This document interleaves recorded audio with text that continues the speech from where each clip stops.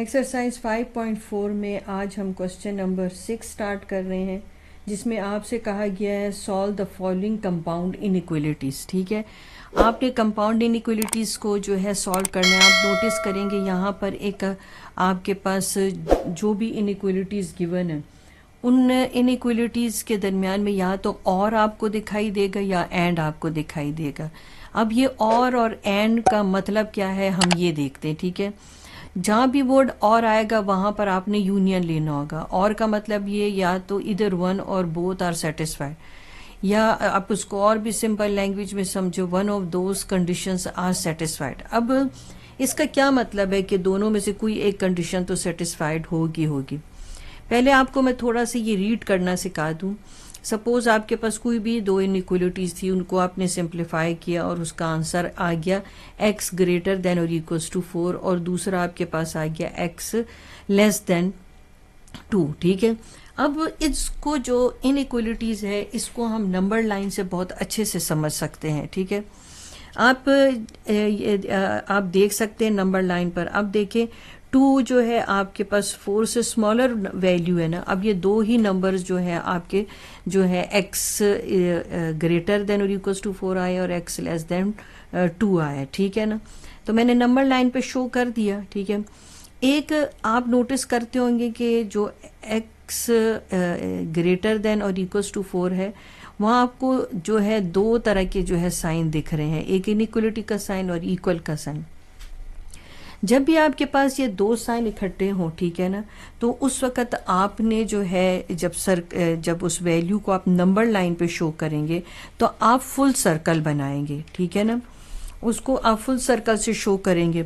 इसका मतलब है कि ये 4 भी जो है उस सेट में इंक्लूडेड है, यानी ये सर्कल पूरा आपने फिल्ड फॉर्म में शो करना होगा। ठीक है, जबकि दूसरी तरफ आप देख रहे हैं कि ये ओपन सर्कल है आपके पास, इसका मतलब है 2 इंक्लूडेड नहीं है इसमें। ये जब सर्कल को आप फिल कर दे तो इसका मतलब है 4 इस सेट में इंक्लूडेड होता है। अब जब मैं इस तरह से स्क्वायर ब्रैकेट बनाऊं तो ये शो करता है कि 4 इंक्लूडेड है, और 4 से ग्रेटर यानी 4 भी इंक्लूडेड है, और 4 से ग्रेटर जितनी भी वैल्यू है, तो ग्रेटर तो वैल्यू इन्फिनिटी तक जाती है, तो इसलिए हमने इन्फिनिटी तक सेट को शो करके भी स्क्वायर ब्रैकेट लगाई। तो ये स्क्वायर ब्रैकेट ये शो करती है कि ये वैल्यूज इस सेट में इंक्लूडेड है। फिर अगर मैंने सर्कल को ओपन बनाया है तो इसका मतलब है कि 2 इंक्लूडेड नहीं हो, तो उसको हम राउंड ब्रैकेट से दिखाएंगे कि ये जो 2 है ये इस सेट में इंक्लूडेड नहीं है। और अप टू इन्फिनिटी यानी इन्फिनिटी तक तो जो भी है वो सब इसमें इंक्लूडेड है, तो इसलिए हम स्क्वायर बताएंगे। अब हमने इसको जो है जब भी हमारे पास वर्ड और आता है तो हम इन दोनों को यूनियन करेंगे। ठीक है, एक बात तो तय हो गई। ठीक है, एक बात आपको क्लियर हो गई कि हमने इन दोनों को किस तरह से सेट की फॉर्म में शो किया, हमने नंबर लाइन की फॉर्म में कैसे शो किया। अब एक क्वेश्चन से थोड़ी सी मजीद डिटेल हम जो है वो समझते हैं।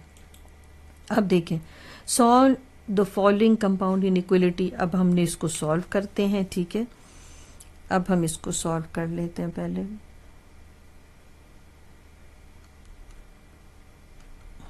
5 को आप उधर लेके चले जाएं।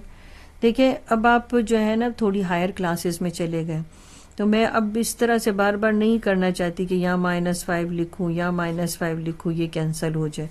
तो बस आप ये समझ जाएं कि ये बिल्कुल हम इसको जैसे इक्वल के तरह से रूल को रीड करते थे कि अब मैं इस इनइक्वलिटी के साइन से 5 को यहाँ लेके जाऊँ तो ये प्लस है तो माइनस हो जाएगा।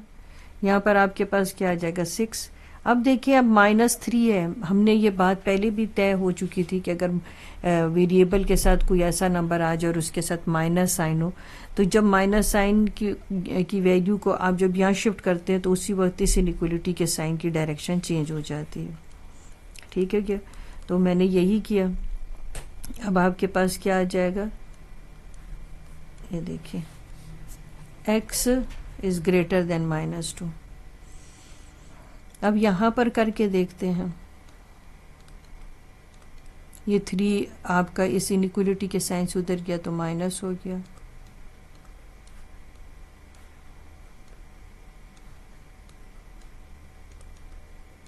ठीक हो गया। अब आपके पास एक वैल्यू आ गई x ग्रेटर देन -2, और x लेस देन -2। अब मैं इसको आपको नंबर लाइन पे शो करूँ के दिखाऊं।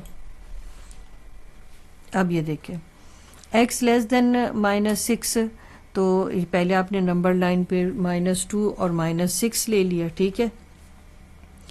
अब आपने -2 और -6 ले लिया, -6 तो छोटा है तो -2 तो -6 से ग्रेटर है। अब यहाँ पर हमने इसके अकॉर्डिंग जो है शो करना है कि x इज़ ग्रेटर देन -2, तो x को हमने जो है ओपन सर्कल से शो किया, ठीक है ना। ये सॉरी -2 को ओपन सर्कल से शो किया, इसका मतलब है -2 सेट में इंक्लूडेड नहीं होगा और इसके पीछे जितनी सारी वैल्यू आएंगी यानी जो -2 से ग्रेटर है वो सारी सेट में इंक्लूडेड होंगी। तो जो इंक्लूडेड नहीं होता उसको हम राउंड ब्रैकेट से शो करते हैं अप टू इन्फिनिटी, यानी इन्फिनिटी तक जो वैल्यू है वो इंक्लूडेड है तो उसको हम स्क्वायर ब्रैकेट से शो करते हैं।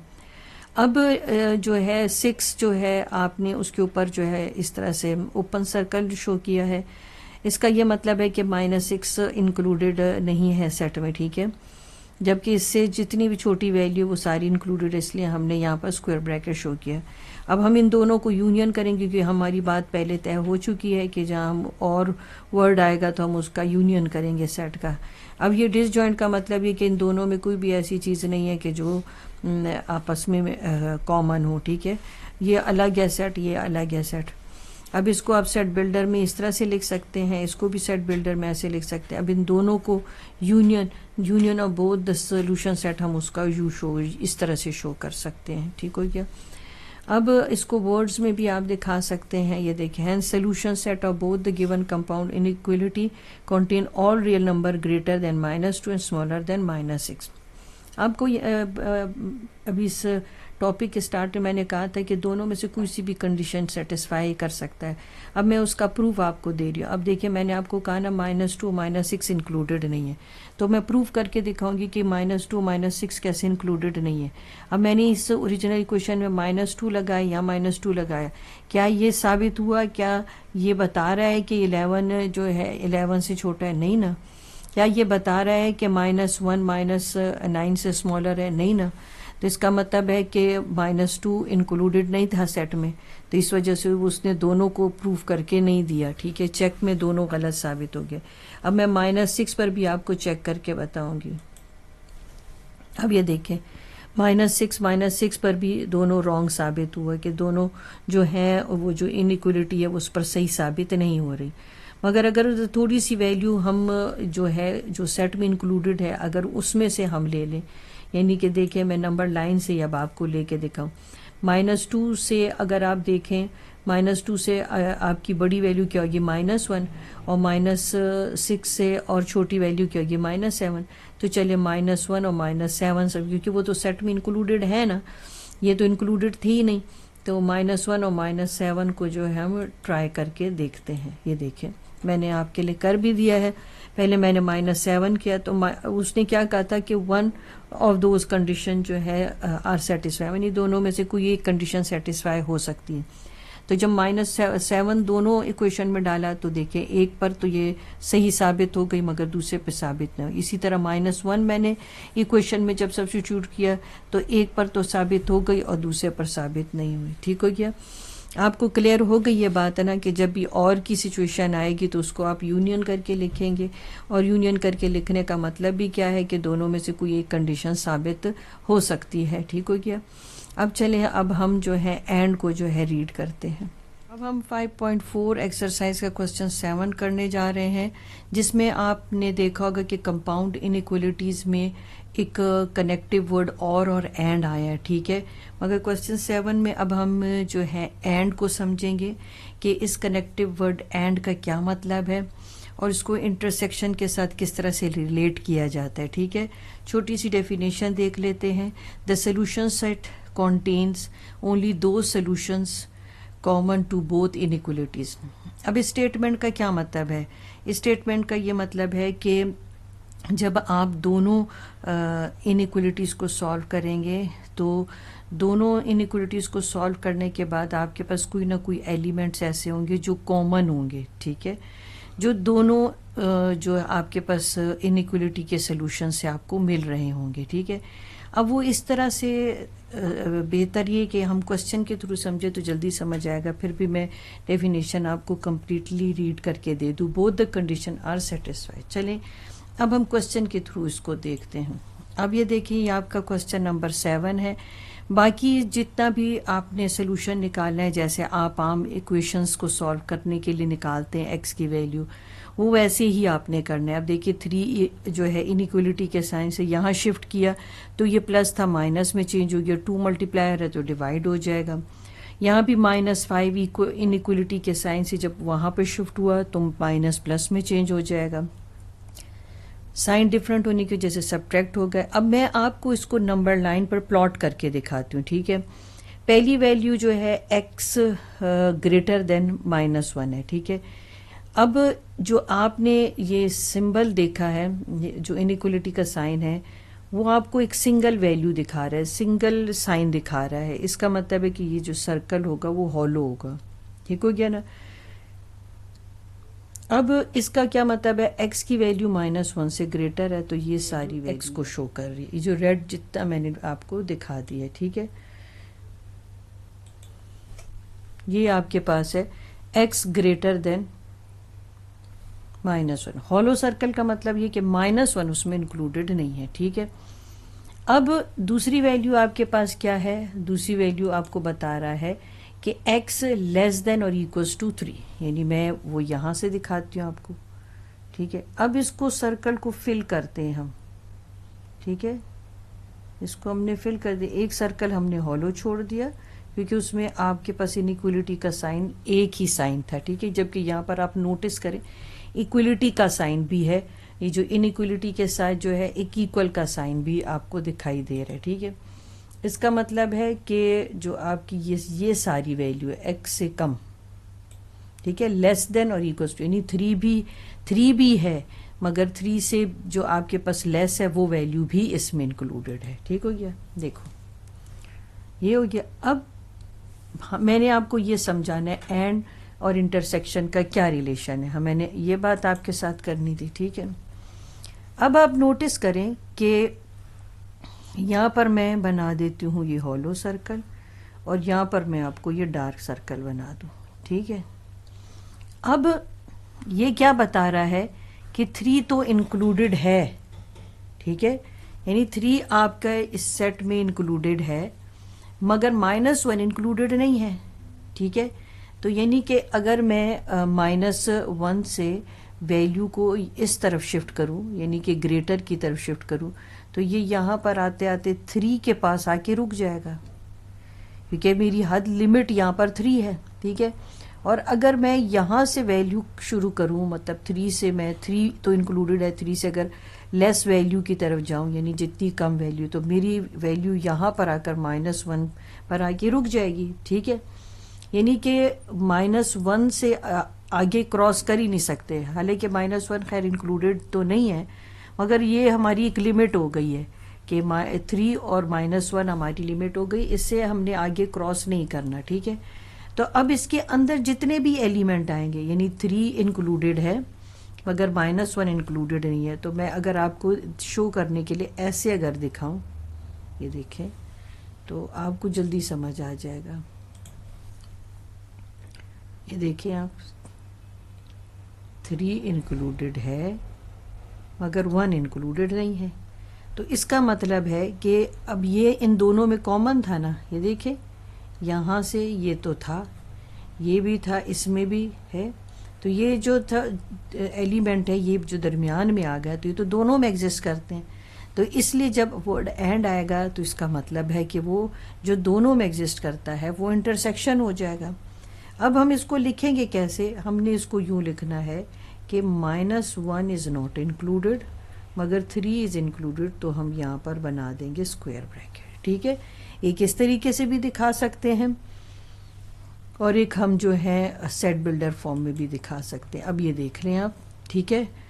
अब ये देखें, set of all x such that x belongs to R and x is greater than -1 and set of all x such that x belongs to R and x is less than and equals to 3, ठीक हो गया। जब दोनों को आपने intersection की form में लिखना है तो फिर आप इन दोनों को कंबाइन करके ऐसे लिख सकते हैं।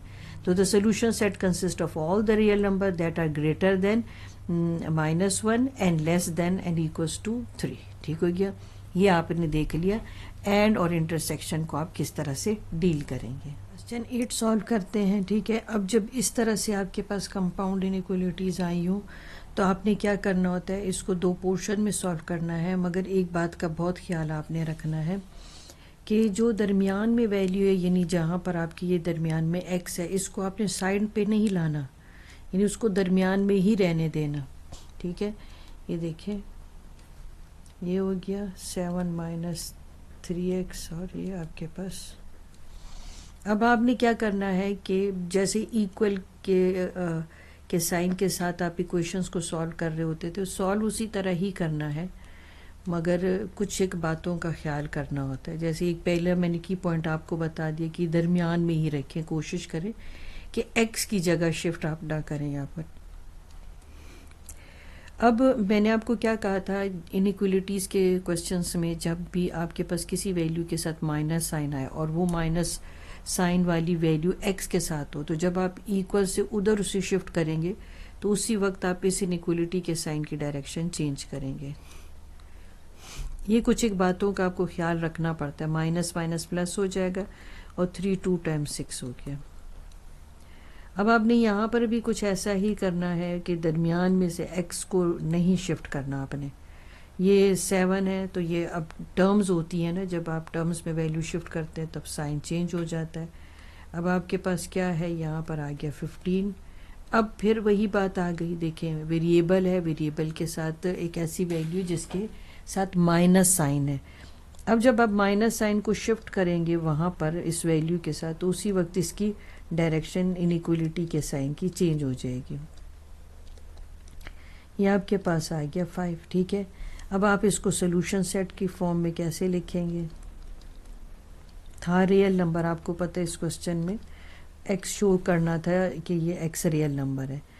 Set of all x such that x belongs to real number and -5 is less than and equals to x and 2 is greater than and equals, यानी ये x जो है वो लेस देन और इक्वल्स टू 2 है। ठीक हो गया। और अगर आपको इसको इस फॉर्म में भी दिखाना है तो इसका मतलब है कि -5 इंक्लूडेड है सेट में और 2 भी सेट में इंक्लूडेड है, तो इसलिए मैंने स्क्वायर ब्रैकेट से इसको शो सेट में इंक्लूडेड है। एक्सरसाइज 5.4 क्वेश्चन नंबर 9, और ये भी आपके पास कंपाउंड इनइक्वलिटी जिसमें आप और को डील कर रहे हैं। ठीक है, और में आपने करना है यूनियन, ये बात हम कर चुके हैं। ठीक है, चलिए अब सोल्यूशन करते हैं इसका। हम ये x जो है आप यू इस तरफ लेकर आए इनइक्वलिटी के साइन से, तो प्लस हो जाएगा। 21 को आप उधर ले जाएं तो ये माइनस हो जाएगा। ठीक है, ये आपके पास आ गया 4x 20 x आप इधर ही छोड़ें, 4 मल्टीप्लाई हो रहा है वहाँ जाके डिवाइड हो जाएगा, आपके पास आ जाता है -5। ये और ऐसे ही लिखते जाएं आप। 3x ये माइनस है तो ये इस तरफ आ जाएगा इक्वलिटी इनइक्वलिटी के साइन से, तो चेंज हो जाएगा। ये +8 है, ये वहाँ चला जाएगा -8। 5x आ गया आपके पास, यहाँ पर भी -5 आ गया। x ये मल्टीप्लाई हो रहा है, डिवाइड हो जाएगा तो आपके पास आ जाएगा -1। अब हम क्या करते हैं कि नंबर लाइन पर इसको रीड करते हैं। चलिए नंबर लाइन पे भी इसको रीड करते हैं हम। पहले तो आपके पास -5 स्मॉलर होता है -1 से। ठीक है, अब यहाँ पर ये आपको क्या शो कर रहा है कि इनइक्वलिटी का एक ही साइन है। ठीक है, एक ही सिंबल यूज हो रहा है। इस पर भी इनइक्वलिटी का एक ही सिंबल यूज हो रहा है, इसलिए हम हॉलो सर्कल बना लेंगे। अब एक तरफ वो आपको क्या शो कर रहा है कि x की वैल्यू जो है, यानी कि x लेस देन -5, यानी कि इस डायरेक्शन की तरफ आएगा। ठीक है ना, ये लेस देन को शो कर रहा है।